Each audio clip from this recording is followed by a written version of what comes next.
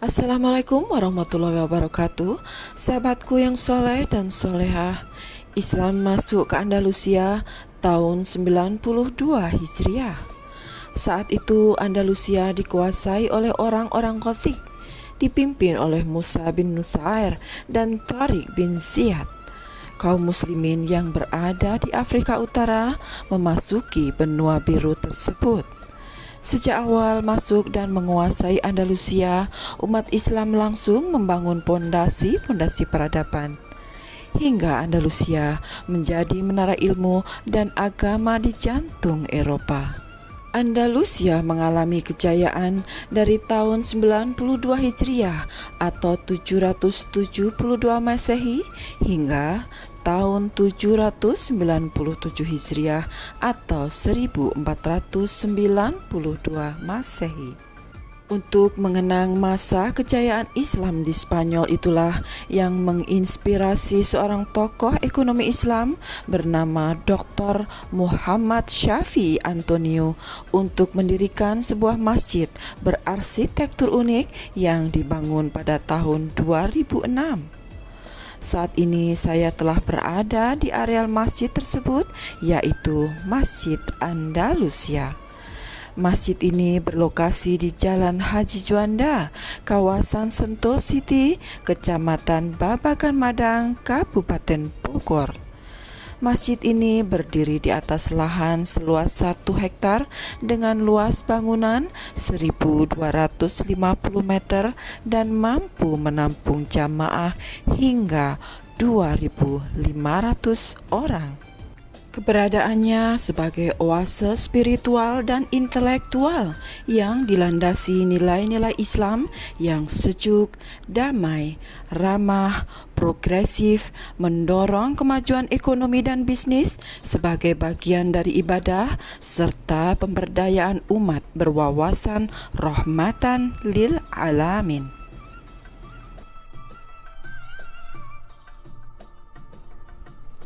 Bila kita berada di halaman belakang masjid, maka kita akan melihat secara utuh keindahan bangunan Masjid Megah yang berarsitektur ala Spanyol abad pertengahan ini. Masjid ini memiliki 4 menara menjulang di atasnya serta kubah besar berwarna biru dengan perpaduan garis-garis kuning yang saling bersinggungan di bagian tengahnya. Inilah Masjid Andalusia. Pesona masjid yang mengagumkan ini menjadi ciri khas tersendiri bagi siapa saja yang pernah berkunjung ke wilayah Sentul City, Bogor. Arsitektur bangunan Masjid Andalusia banyak dipengaruhi unsur interior Spanyol pada abad pertengahan, era di mana Islam sedang menjadi corong peradaban. Para jamaah akan dibuat kagum dengan keindahan masjid yang diinspirasi dari kejayaan Islam di masa silam ini. Nama Masjid Andalusia sendiri diambil dari sebuah nama wilayah di Spanyol, wilayah yang pernah menjadi simbol kemajuan peradaban Islam. Masa kejayaan peradaban kekhalifahan Islam yang berkuasa di Spanyol selama 8 abad lamanya. Tempat di mana ilmu, pengetahuan, dan kebudayaan Islam berkembang pesat sehingga menjadi rujukan dunia, terutama negara-negara Eropa pada saat itu. Namun siapa sangka di balik kemegahan masjid ini terdapat sebuah kampus, yaitu lembaga pendidikan yang menjadi pelopor pengembangan ekonomi syariah di Indonesia, yakni Sekolah Tinggi Ekonomi Islam atau STEI Tazkiyah. Inilah sisi lain yang jarang diketahui oleh para jamaah dan pengunjung ketika membicarakan Masjid Andalusia. Persis di belakang bangunan masjid terdapat sebuah gedung yang menjadi tempat karantina kaum cendekiawan dan mujahid ekonomi. Sebuah bangunan yang menjadi pusat reproduksi ide dan gagasan mengenai ekonomi syariah oleh para mahasiswanya. Gedung ini juga dinamakan dengan salah satu simbol kejayaan Islam di Spanyol, yaitu Gedung Cordova. Di gedung inilah proses perkuliahan berlangsung, mulai dari mahasiswa diploma, strata 1 maupun strata 2. Kampus dikenal sebagai tempat perputaran budaya yang paling dinamis, karena di dalamnya terdapat begitu banyak manusia dengan ragam dan asal yang berbeda-beda.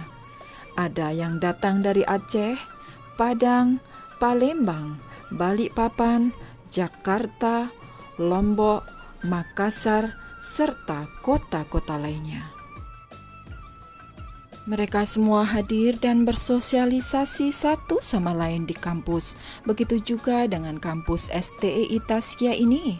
Tak salah jika STEI Taskia juga disebut sebagai miniatur Indonesia.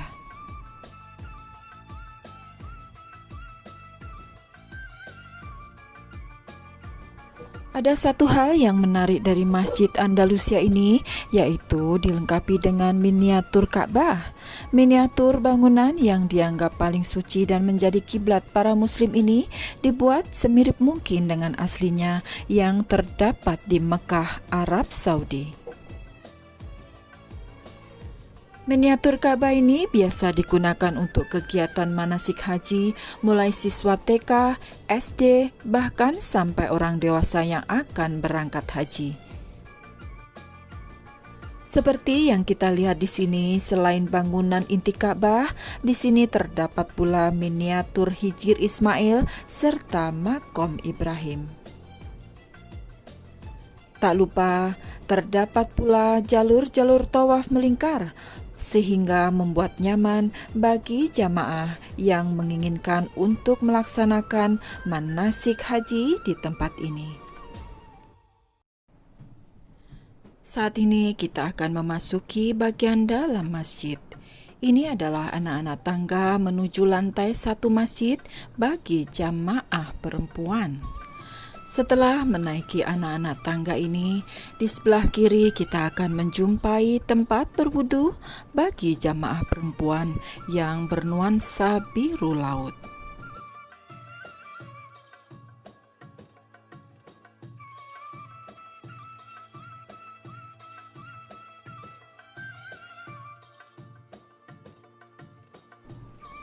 Dari tempat wudu, maka kita harus menaiki anak-anak tangga lagi menuju lantai 2 sebagai area tempat sholat.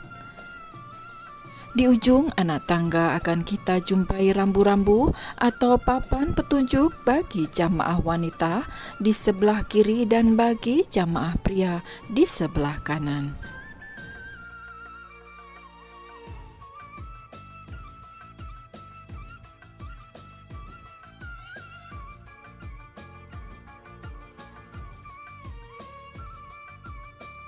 Inilah area sholat bagi jamaah perempuan yang dibatasi oleh hijab berwarna biru laut serta dilengkapi dengan mukena, sajadah, serta Al-Quran di rak-rak baca yang tersedia di situ. Sedangkan di belakang area sholat perempuan terdapat sebuah ruangan luas yang tampaknya digunakan untuk kegiatan majelis taklim ataupun majelis-majelis lainnya. Ini adalah area bagi imam sholat yang dilengkapi dengan mimbar kayu berukir serta dinding yang dihiasi kaligrafi indah dengan nuansa emas, hitam, merah, serta kuning gading. Dinding atas yang berbatasan dengan kubah masih didominasi oleh warna biru muda. Sedangkan di sekeliling bagian dalam kubah terdapat kaligrafi indah yang menggambarkan 99 Asmaul Husna atau 99 nama-nama Allah.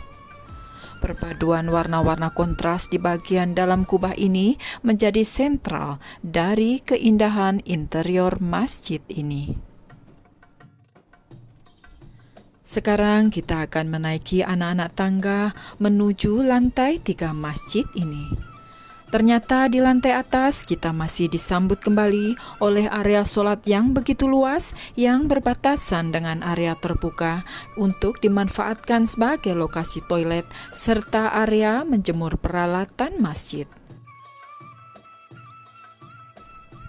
Uniknya, jendela-jendela indah bergaya Spanyol yang menjadi pembatas antara area sholat dengan area terbuka ini mengingatkan kita kepada interior Masjid Cordoba di Spanyol.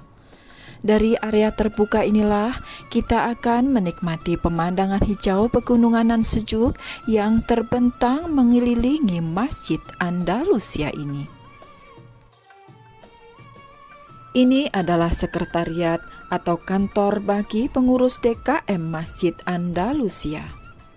Sedangkan di seberangnya atau berdekatan dengan area sholat bagi jamaah perempuan terdapat sekretariat atau kantor Baitul Mal Masjid Andalusia yang bermanfaat dan berfungsi untuk menggerakkan serta memperkokoh perekonomian umat.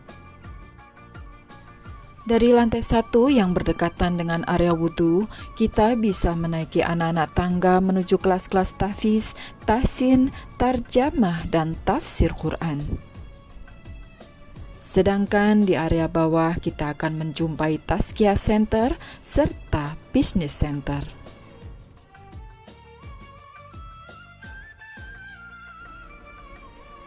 Sahabatku yang soleh dan solehah, demikianlah liputan dari Masjid Andalusia ini. Semoga kisah Thareq bin Ziyad yang mempersembahkan masa gemilang kejayaan Islam di Andalusia, Spanyol Selatan ini bukan hanya menginspirasi seorang Dr. Syafi Antonio dalam mewujudkan kegemilangan umat Islam untuk merebut dan mempertahankan izahnya, namun juga menjadikan inspirasi dan motivasi agar kita tidak futur dalam menegakkan izah Islam, bermaslahat dan bermartabat dalam urusan dunia maupun akhirat kita. Saya Wulansari undur diri, sampai berjumpa dalam liputan berikutnya. Wassalamualaikum warahmatullahi wabarakatuh.